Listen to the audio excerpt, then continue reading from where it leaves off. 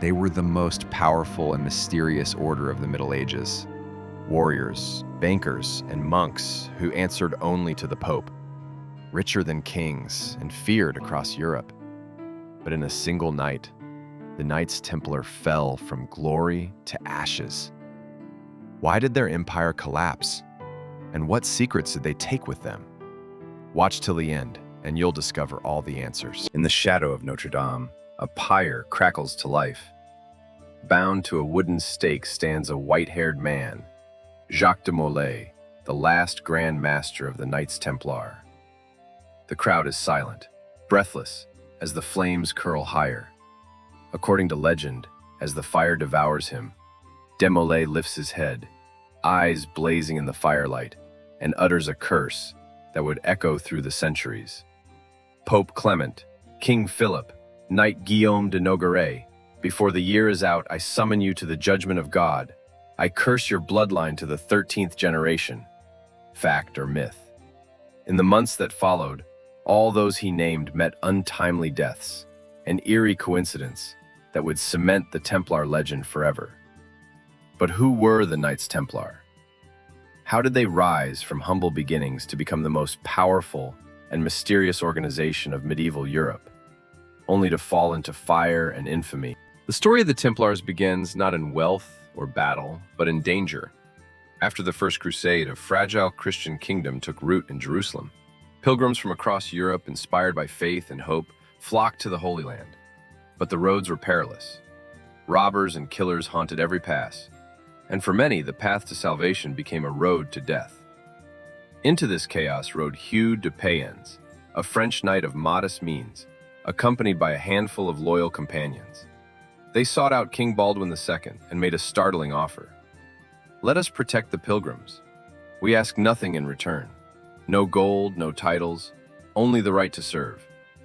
The king, moved by their sincerity, granted them quarters on the site of Solomon's Temple, the very place where ancient legend whispered of hidden treasures and lost wisdom. Thus they became known as the poor fellow soldiers of Christ and of the Temple of Solomon, the Templars. From the very start, the Templars lived under strict vows. Poverty was absolute. Chastity was law. Obedience to the order and God came before all else. Their lives were hard and disciplined. Each Templar wore a simple white mantle, emblazoned with a crimson cross, a symbol of purity, sacrifice, and blood willingly shed.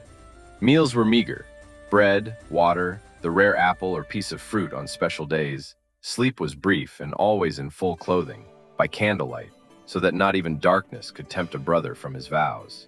In every act, humility. Their seal showed two knights riding a single horse, a powerful image. We own nothing save our mission. Yet, for all their asceticism, the order began to grow. Word of their devotion swept through Europe. Noblemen, warriors, even princes sought to join.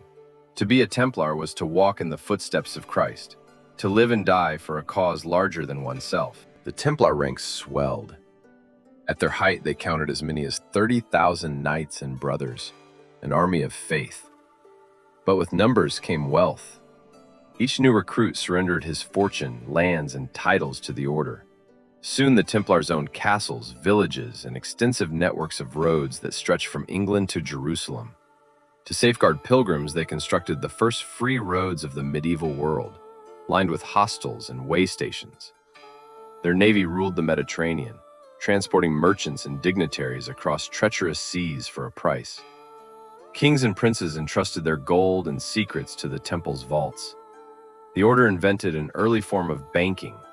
With a coded note, a pilgrim could deposit funds in Milan and withdraw them in Acre. Safe from bandits, safe from war. Their power grew until even the greatest monarchs of Europe grew wary. In London, the head of the English Templars sat in Parliament, equal to the mightiest noble. In Paris, the Templars' fortress became a city within a city, a place of secrets, gold, and whispered fears. Yet, for all their wealth, the Templars never forgot their original purpose: to fight for the faith. On the battlefield, they were legends. Their iron discipline and refusal to retreat made them the terror of their enemies and the envy of other orders. They fought in epic battles: Al-Buqaya, Ramla, the great siege of Acre. Victory or death, but never surrender. But the world was changing. The passion for crusade was fading. Betrayals, rivalries, and greed began to seep into the cracks of the once holy cause. Centuries rolled on. What began as a humble brotherhood became an order whose reach touched every corner of Europe. The Templars' white mantles and red crosses became symbols both of hope and, for some, of suspicion. Their rules, 72 points written by Saint Bernard of Clairvaux, demanded obedience, silence, and relentless discipline. But what truly set the Templars apart was their mystery. Inside their fortresses, the lives of knights were regulated with almost monastic rigor. No knight could own private property. They ate in silence, spoke only when necessary, and obeyed orders without question. Brothers slept fully dressed, by candlelight, lest darkness and dreams opened doors to temptation. None were permitted to embrace their own mothers or sisters. It was a life of service, of sacrifice, of endless prayer and preparation for war. The world began to whisper of Templar secrets, hidden relics, forbidden rituals, treasures beyond imagining. Their very seal, 2 knights on 1 horse, became a subject of rumor and speculation. Was it a symbol of humility or something darker? But the real source of Templar power lay elsewhere. In every kingdom, their influence grew. When kings and nobles needed gold, they turned to the Templars. When land was threatened, it was the temple that could guarantee safety. Their free roads and strongholds offered sanctuary in a violent world. Even their enemies respected their discipline and, when necessary, feared their vengeance. In the East, the Templars became more than monks or warriors. They were diplomats, bankers, and, at times, mercenaries for hire. There were even moments when they would fight alongside Muslim princes if it served their interests. Such pragmatism only added to their reputation for cunning. The year 1291, the city of Acre, a jewel of the Holy Land, the last stronghold of Christendom, prepared for war. The air was thick with dread and the scent of the sea. On the walls, knights stood watch, peering into the horizon, where a sea of tents and banners billowed in the wind. The Mamluk Sultan had gathered an army so vast that the ground itself seemed to tremble. Inside the city, chaos reigned. Mercenaries sent by the Pope demanded gold that the Templars refused to pay. Fights broke out in the streets between townsfolk and foreign soldiers. Muslims, Jews, and Christians lived side by side in uneasy truce as the siege drew closer. When the attack began, it was a storm of fire and steel. Catapults hurled boulders at the city walls, while Templar ships, equipped with their own war machines, bombarded the enemy from the sea. At night, the knights mounted desperate raids, slipping into enemy camps under the cloak of darkness. There were legends that even the siege engines themselves had names: Mighty, Merciless, Avenger, like something out of an ancient myth. The defense was heroic, but hopeless. Day by day, the walls fell.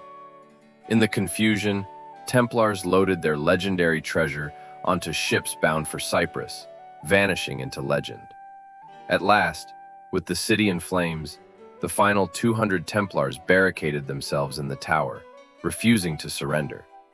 The Mamluks offered terms, but when they stormed the keep, all defenders died in the rubble, defiant to the very end. Acre had fallen. The Templars left the Holy Land forever. The survivors fled to Europe, to their fortresses in Paris and London. But the world they returned to had changed. The age of crusades was dying, and with it the old reasons for the Templars' existence. They had become, in the eyes of some, too rich, too powerful, too independent. Enemies gathered. In France, King Philip IV, Philip the Fair, looked upon the order with suspicion and envy.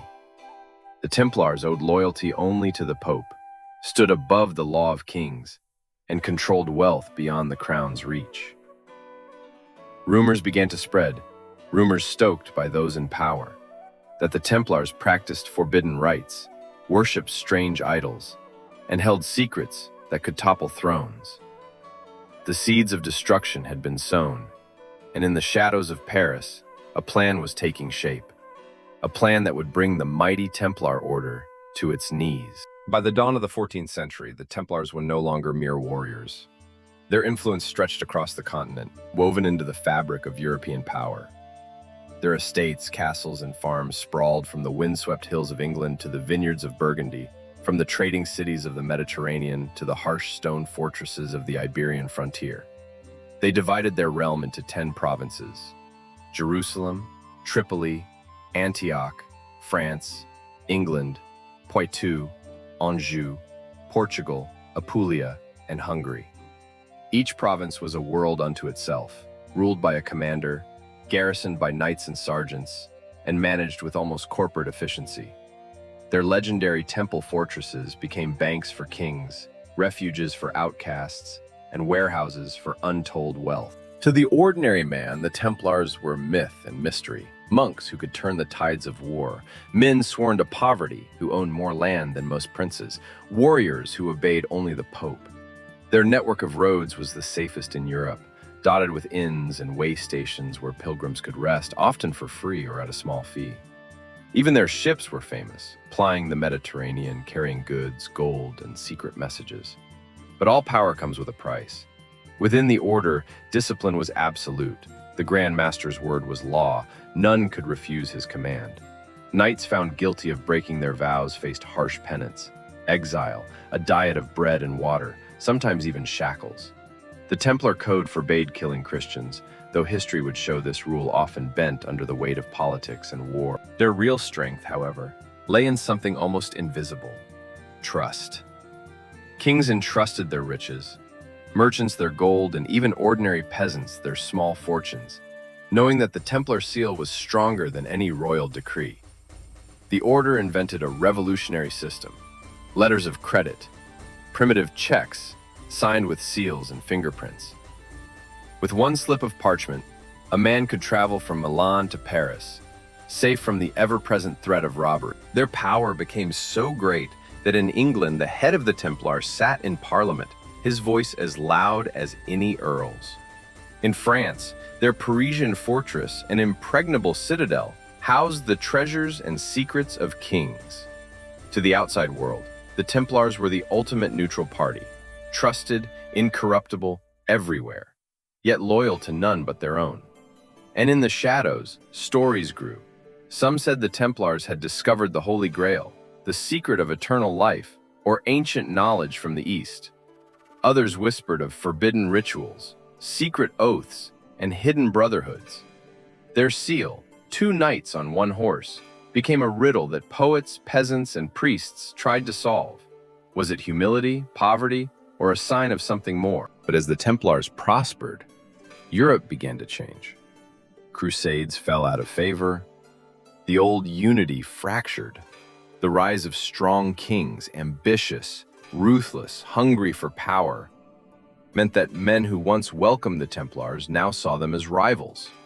King Philip IV of France, called Philip the Fair, was one such king. A master of intrigue, he had unified France with an iron hand, waging war on barons, bankers, and even the Pope himself. But war is expensive, and the royal treasury ran dry. Time after time, Philip turned to the Templars for loans. And time after time, he found them wealthy, independent, and immune to his will. For a king obsessed with control, this was intolerable. In the years following the loss of Acre, Philip watched the Templars with increasing suspicion. He knew their secrets, owed them money, and envied their freedom. Legend would claim that during a violent Parisian uprising, Philip took refuge in the temple's fortress and, in its deep vaults, saw treasures beyond imagination: gold, jewels, relics, and more. Whether true or not, the king began to see the Templars not as allies but as a threat. He was not alone. Across Europe, rumors swirled. The Templars had outlived their purpose. With no Holy Land to defend, what right did they have to such wealth and autonomy? Whispers of their supposed heresies and secret rites grew louder, stoked by those in power. And in the silent halls of the temple, the knights felt a chill in the air, a sense that their age of dominance was coming to an end. Philip was nothing if not cunning. To bring down the Templars, he needed more than force. He needed a story, a reason the world would accept, a crime so monstrous that none would defend the once sacred brotherhood. Thus began one of the most audacious conspiracies in history, the fall of the Knights Templar, planned not on the battlefield, but in the secret councils of kings. Paris, October 13, 1307. A date that would cast a shadow across the centuries, Friday the 13th. On this night, as the city slept, royal agents fanned out across France. The king's orders were clear and absolute. Every Templar knight, commander, and servant was to be seized, their possessions confiscated, their secrets laid bare. The blow was total, swift, and ruthless. Jacques de Molay, the Grand Master, was among the first to fall. He had just stood as a pallbearer at a royal funeral, walking beside King Philip himself, oblivious to the trap about to spring. By dawn, hundreds of knights were chained in cold stone cells, their lives upended overnight. Then came the accusations, dark, wild, and shocking even by medieval standards. Heretics, blasphemers, idol worshippers. The Templars, it was claimed, spat upon the cross, denied Christ, and worshipped a mysterious demon, Baphomet, an idol with a goat's head and emerald eyes, hidden deep in the dungeons of Paris. The stories grew stranger. Secret midnight rituals, forbidden kisses, the ashes of dead brothers mixed into communal meals, unholy oaths and unnatural acts. Their famous seal, two knights sharing one horse, was twisted by royal propagandists into a symbol of sin. Terror swept through the cities and villages. The common folk, who had once respected the Templars, now looked on in fear and suspicion. If so much wealth and power could be explained only by a pact with the devil, who were they to doubt it? The king's men were relentless. The accused were subjected to brutal torture, the rack, the strappado, the iron boot. Under such agony, even the bravest broke. Many confessed to whatever their interrogators wished, admitting to blasphemies, sorceries, and sins that were unthinkable to them mere days before. Even Jacques de Molay, after days of torment, signed a confession. Yet in secret, he and other leaders recanted, swearing before God that every word was a lie, forced from them by unbearable pain. But it was too late. Pope Clement V, cowed and indebted to King Philip, sanctioned the trials. In public squares across France, Templar knights, many old, scarred, and stooped by years of service, were paraded before jeering crowds as monsters and traitors. The destruction was absolute. By 1311, after years of trials and confessions, the Pope officially dissolved the order. The Templar estates were seized, though much of the legendary treasure vanished without a trace. Some say it was spirited away to Scotland or Spain. Others believe it remains hidden beneath Paris, protected by secret codes and loyal hands. Many knights were sentenced to life in prison. Others died in their cells, broken and forgotten. A few, it's said, escaped, fleeing to far-off lands, carrying with them the order's greatest secrets. The end came 2 years later, in the very heart of Paris. On a cold March evening in 1314, Jacques de Molay and his closest brother-in-arms, Geoffrey de Charny, were led to the Île aux Juifs, a lonely island on the Seine, within sight of Notre Dame. Bound to a wooden stake, de Molay faced the flames with the same courage he had shown on the battlefield. As the fire roared, he lifted his head and, according to legend, declared, "Pope Clement, King Philip, before a year has passed, I summon you to the judgment of God. I curse you and your bloodline to the 13th generation." The flames consumed him, but the curse, it seemed, did not die with the man. History records what happened next with a mixture of awe and superstition. Within weeks of Jacques de Molay's execution, the world began to change in ways both subtle and dramatic. Pope Clement V, the pontiff who had betrayed the Templars, fell gravely ill and died just a month after the Grand Master's pyre was extinguished. King Philip IV, the architect of the conspiracy, suffered a sudden stroke during a hunt and did not survive the year. But the curse ran deeper still. One by one, the heirs of Philip, his sons and grandsons, met tragic, premature ends. The Capetian line, the royal dynasty that had ruled France for centuries, faded into extinction. In the decades and centuries that followed, Storytellers would whisper that every disaster that befell the French crown could be traced back to the dying words of the last Templar. Yet one mystery outlived them all: the fate of the Templar treasure. When the order was destroyed, royal officials found the great vaults of Paris almost empty. Where had the legendary gold and sacred relics gone? Some claimed it was sent by secret convoy to the shores of Scotland, hidden away by knights who would later become the ancestors of mysterious brotherhoods, Freemasons, Rosicrucians, and others. Others whispered that ships under the Crimson Templar Cross reached Portugal or vanished into the mists of the New World. The truth, as always, remains just out of reach, guarded by silence, legend, and time. In the aftermath, the Templar spirit lived on. In Spain and Portugal, former knights founded new orders of Christ and of Montesa, carrying their old banners into battles for new worlds. Centuries later, explorers set sail for the Americas beneath sails painted with the Red Cross, seeking not only gold, but destiny itself. Throughout Europe, secret societies claimed descent from the vanished order, tracing lines of ritual and symbol back to the days of the Temple. In the Scottish Highlands, among ancient stones and wild hills, travelers told stories of hidden Templar chapels and cryptic carvings. Even across the Atlantic, new legends grew. The Order of Demolay, the Templar star among the Freemason ranks. But the true legacy of the Templars is something else entirely. They had built the first international bank, protected the weak, and, at their best, stood for faith, courage, and discipline in a violent world. Their fall was not just the end of an order, but the closing of an era, a time when loyalty to an idea could rival the will of kings. To this day, the mystery remains alive. In the old streets of Paris, on windswept Scottish hills, in dusty archives and half-forgotten churches, the shadow of the Templars still lingers.